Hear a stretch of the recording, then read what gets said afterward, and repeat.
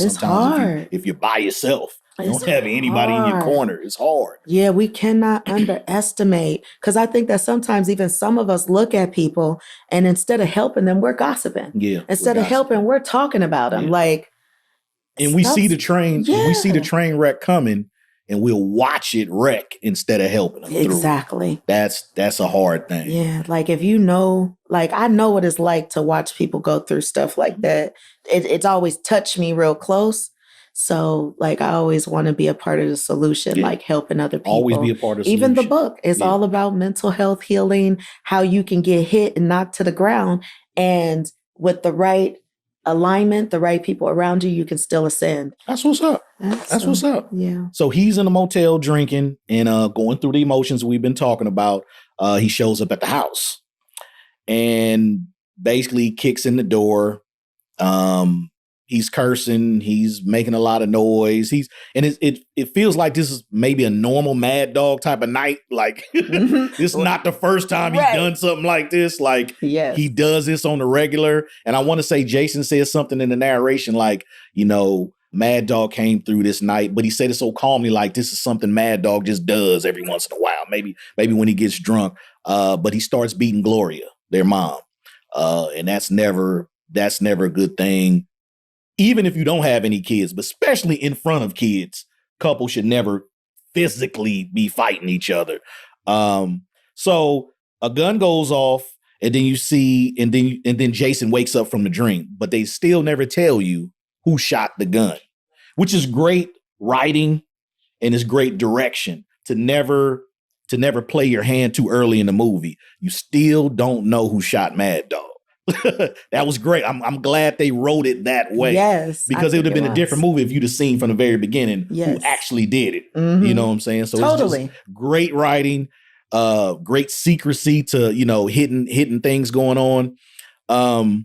So Jason wakes up the next morning. He's going to prison to go pick up his brother, Josh. And Josh, we are to assume, has not led a legal life. In fact, right? I mean, I would have judged your brother, but we could tell he'd been through some stuff. Right. And this was not probably his first. Matter of fact, it wasn't, because when Jason picks him up, he said, I've drove here 4 times. Right. You know, 4 different times. Yeah. Is it going to be different this time? It's going to be different. So he's been in and out of prison for whatever. So, but Jason, but what I love about this movie is they always show the love that Jason has for Josh. No matter how much trouble you get into, I got you. I'm never gonna give up on you. And that's really a love you only see out of parents to children and siblings. You don't see too many outside of siblings and parents who will love you no matter how bad it gets. Right. Facts. Like, you got to think about it, because mothers in general will never give up on their kids. So the world knows that. Yeah. Mothers and fathers in general will never give up on their kids. But usually you see that in siblings too. Yeah. You know what I'm saying? You normally see that in siblings where either the little brother or the big brother will always protect each other no matter what. No matter what. No matter what. No matter what, you know. So it's good that they showed that Jason had his back. And Jason didn't really, even though he tried to school him, like, you should be doing this, he never judged him. He always just met him where he was at. Exactly.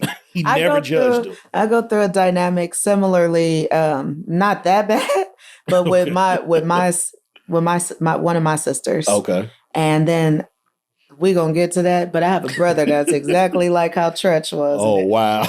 Yeah. Like, he even do Not me Alonzo. like how he do lyric. Like, No. I'm going to tell you, because he be like, yeah, Hollywood. I be like, if you don't stop, like, leave me alone.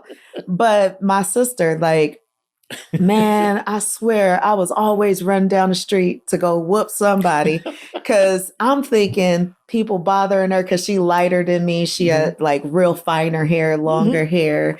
And so I was always like protecting her until one day, because she's in the, she's made her choices. And but no matter what, like you said, I got her back. No matter so what. you gonna run up on her, you're gonna have to see me. But I also had to get like Jason, where it was like, oh, wait a minute, you started this?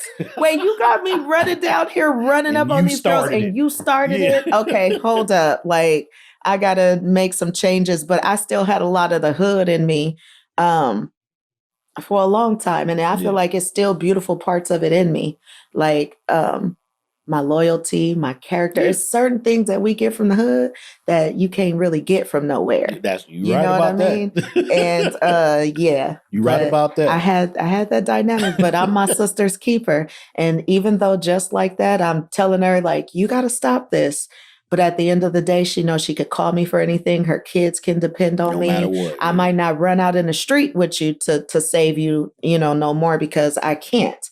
Because if I do, then what happened, honestly, was that I was blessed with a really good, like, Fortune 500 job early. So at the age of 17, I was working for, I don't know if I could say that on here, but I was working for Siemens. Okay. And then after they kind of like taught me all the foundation of like engineering, like testing line stuff. So that's how I got into AT&T. Well, back then it was Packville, SBC, AT&T. So I started there when I was 18 doing like almost like an entry-level engineer job. And I had something to lose after a while. You get what I'm saying? Like I was making a lot of money for my age coming from where I was coming from. 18? I was blessed by God. Come on. And even at the job, I almost got in trouble because it was a girl who was taunting me. And I was like, hold on, like, because I know how to go there if I need to, And this lady, Miss Verda, to this day, we are still friends. But to this day, she was an older woman working in the job. And again, I'm an 18-year-old. I ain't even really supposed to be there. I'm working with all these adults with degrees and stuff. And so she pulled me to the side. She said, I don't never want to see you acting like that again. Them people will be so happy to get you up out of here. She said, you don't never let nobody do that to you. You hold your composure. You got something to lose. And I tell you, she was so strict on me. And it was a part of me that wanted to rebel against it, but I knew she was doing it out of love.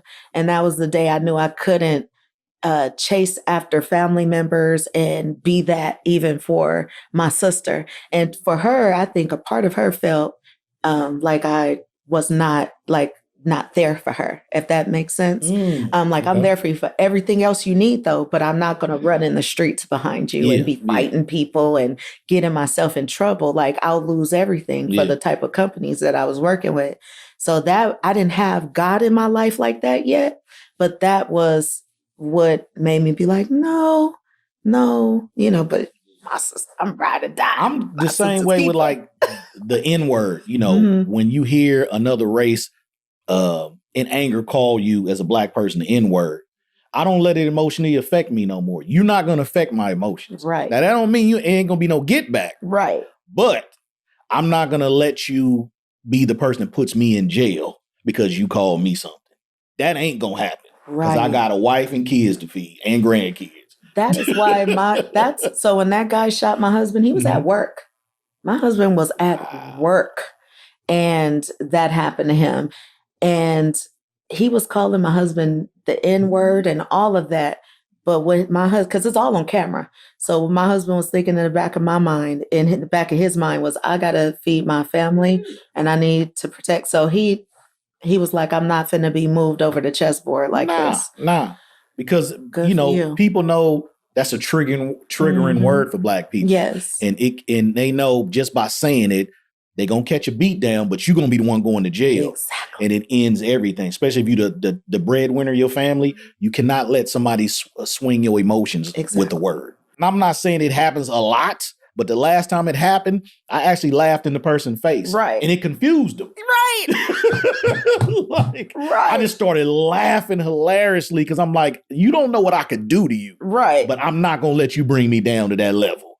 I just laughed at him. Yes. And he didn't say nothing else. He was confused. And he was mad. I know he was mad. Like,